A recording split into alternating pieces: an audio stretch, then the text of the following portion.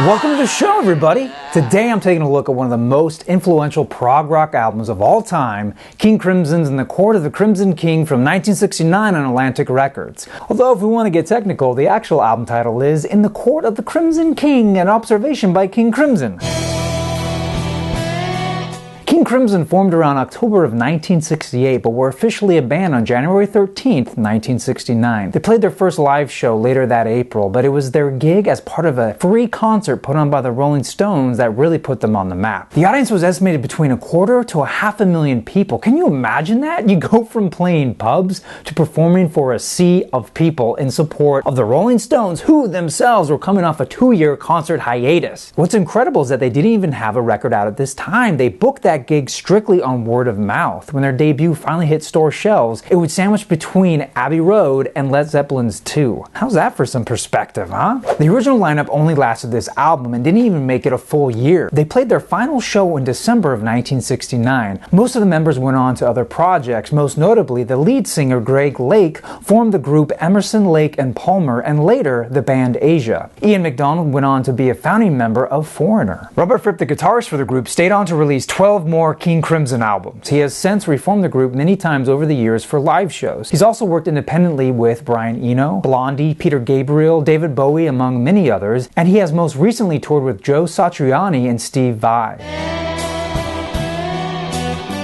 What can I say? This cover is a classic. It's just one of those I remember seeing as a kid, and it kind of scared me because there's definitely some terror going on in this guy's face. Since then, I've gone on to love it. There's just something about it I really enjoy, and it suits the album well. So you open it up, and you got the whole picture, which is really cool. I always thought this was multiple ears, but I guess it's just one ear with multiple cheekbones. And on the inside, you have the lyrics and the songs, some legal stuff, and then you have King Crimson. Now, Robert Fripp said if you cover up his smile, you can see he's actually very sad, but I happen to believe that he's actually very high. That's just my interpretation. What do you guys think? I mean, look at those eyes. Those are pretty bloodshot. But I guess you could get that from crying too. But man, look at these teeth. Those are some vampirific teeth right there. Both paintings were made by Barry Gobbler, a computer programmer who sadly passed away from a heart attack shortly after the album's release. He was only 24. This would be his only album cover, and it's a shame because he really had some talent. Unlike many of their contemporaries, King Crimson took a lot of influence from classical music, folk, jazz, as well as hard rock. They were less blues-based, and that is certainly true of the album opener, 21st Century Schizoid Man. I love the name of that. That is so cool. Incidentally, that is the Schizoid Man right there. And if you listen to it, it's early heavy metal. Yeah, it's very 60s sounding, but for 1969, this was pretty far ahead of its time, and it certainly set the tone for what was to come in the next several decades. It actually reminds me a lot of Iron Man by Black Sabbath, which is interesting because Ozzy Osbourne would go on to cover this song for his 2005 release, Undercover. It was also sampled by Kanye West on his My Beautiful Dark Twisted Fantasy from 2010. Kicking off side 2 is a very chill track called Moonchild. Depending on how nice your copy is, the quiet passages can be quite the experience.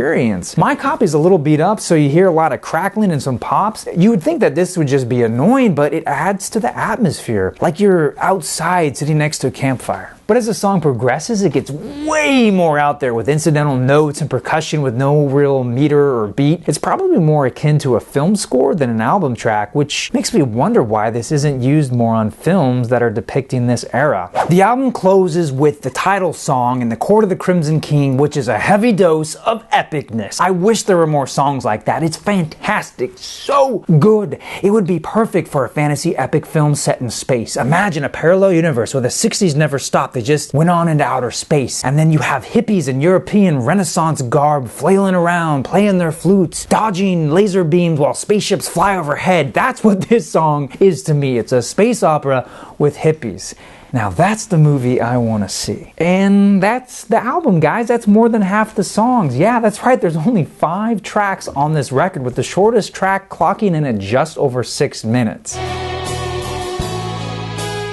I don't know what to tell you. This album is a must-own. You guys, if you don't already have it, you need to pick it up. It's got so much to offer both musically and historically, plus the album cover is just so darn cool. And the thing that really bothers me is that a lot of people don't know about this album. It's not talked about. It's not regarded up in the upper echelon of the music coming out from this time period, and it's a shame that it is overlooked. I would say if you own a copy, or if you're gonna pick one up, do your friends a favor and share it with them. Say, hey man, check this band out, they are too cool, because this album really needs to be more well known. Now if you're in the market for a copy, there's some things you should know. I don't want to get too technical, but during the mastering process it was discovered that there was a misalignment with the tape machine, causing some distortion and loss of higher frequencies. They tried to fix this for the US release by making a copy of the master tape, which resulted in some quality loss due to it being a generation removed. Near as I can tell, the reason they didn't try to make a new stereo master is that the original tapes were lost, and they weren't found until 2003, and from then on they were able to remaster them and digitally fix those issues.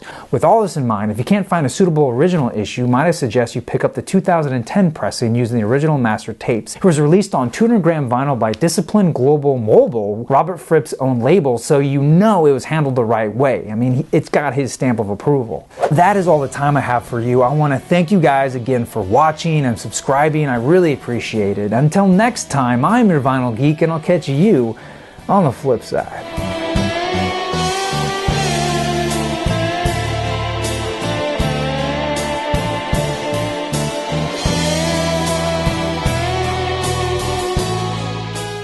Hey everybody, I hope you enjoyed our episode on King Crimson and the Court of the Crimson King. Now, I crafted a specialty cocktail to go along with this album. I called the King Crimson. I know, very original, but what I did is I took an existing cocktail called the Crimson and I changed it up a bunch, and actually, I think it's better than the original. If you want to learn how to make it, go ahead and click here. It'll take you right to that video. Right? Totally right?